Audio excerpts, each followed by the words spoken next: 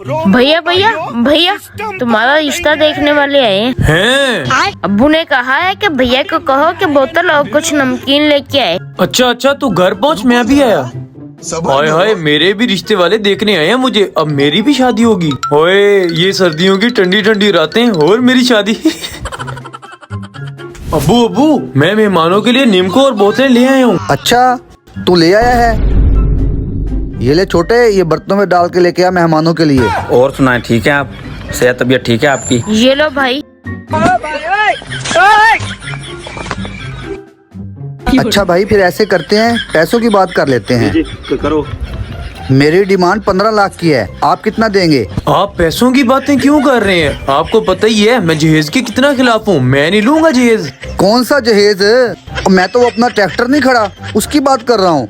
ये ट्रैक्टर लेने आए हैं। no.